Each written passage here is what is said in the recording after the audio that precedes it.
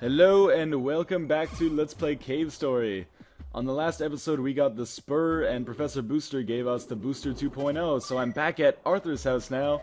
I'm gonna take his teleporter out to the Egg Corridor and see what's going on out there. As you can see, things look well different than they were the last time we were here, and there's quite a lot of pandemonium that's happened. If you talk to the robot at the very start, he just tells us that he doesn't know what happened, there was a big explosion. So we can assume that, the Doctor has been here and he's been up to no good.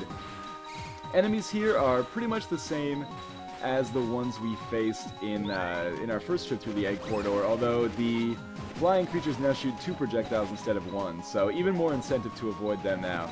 And also, there's actually dragons now from those dragon eggs that were unhatched last time. Some of them survived, this one, as you can see, did not. The ones who survived are pissed off and they just want to kill us with fire, as you might expect. So normally I'd prefer to avoid them, but for this one we have to go in order to get the missile expansion. One of the last missile expansions that we get in the game, actually.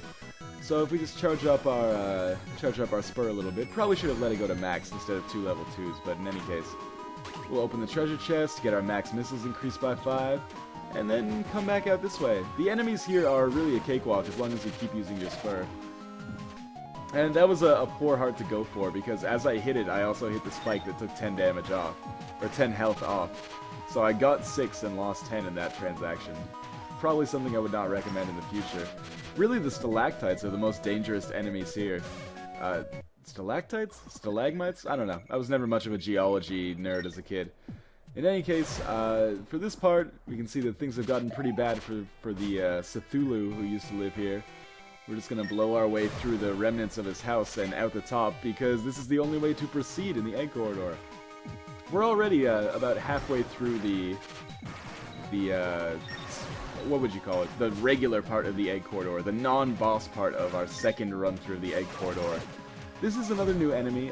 If you don't kill that cloud of gas before his time counts down from 5 to 0, then he explodes, and the explosion is actually pretty big, so it's best to kill him, if possible, before he explodes.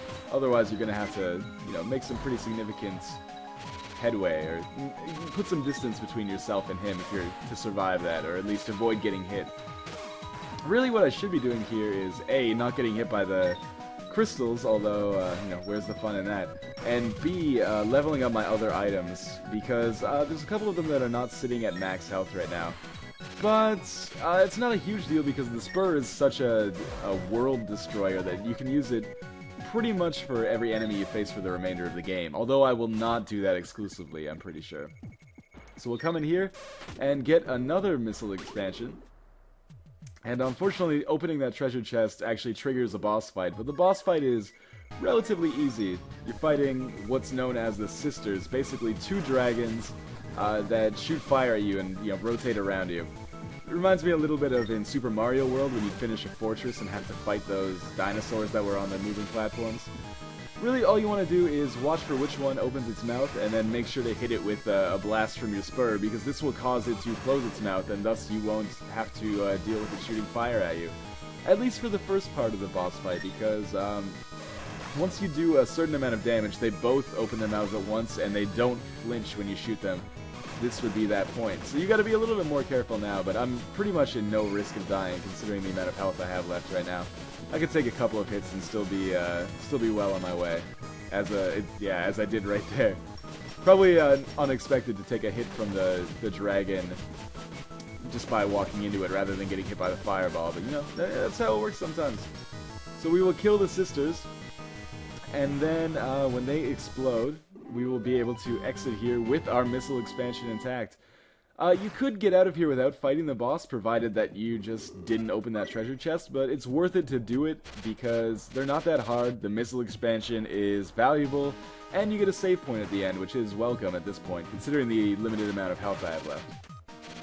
So, we'll just continue to avoid the falling stalactites, and make our way up here, take out some of the dragons. That one was unnecessary, considering I'm not going to use the experience for any of my weapons, but, better safe than sorry. Why not, world with one less dragon? That's a better world as far as I'm concerned.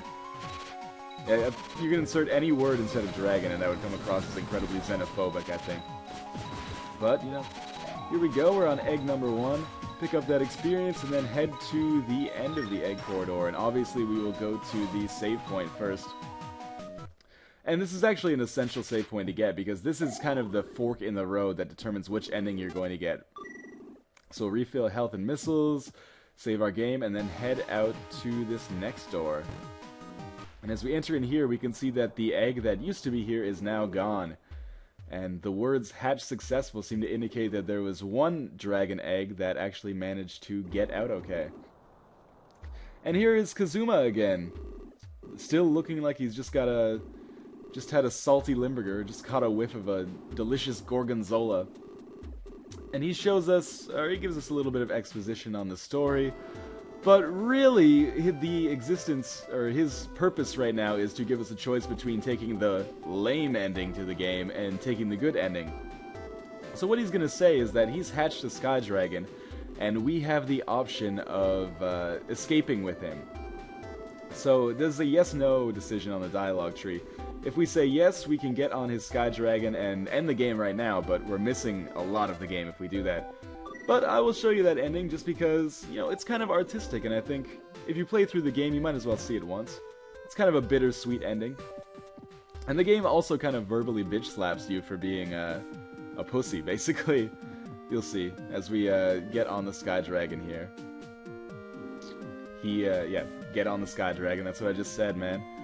And then we fly away, and this is a pretty artistic scene, actually. And I believe that the Cave Story fan site has used this for their main banner for quite some time, and it makes sense. The visuals are actually pretty fantastic here, considering what the game is going for. So here we get a kind of epilogue as we're flying away. We find out that the Doctor was successful in beginning his attack on the Earth using the floating island as a base, but they leave us on a cliffhanger because we never know if the Earth managed to survive the attack from the Doctor. But hey, doesn't make any difference, because Kazuma and I just live together like platonic life partners in the heart of the mountains.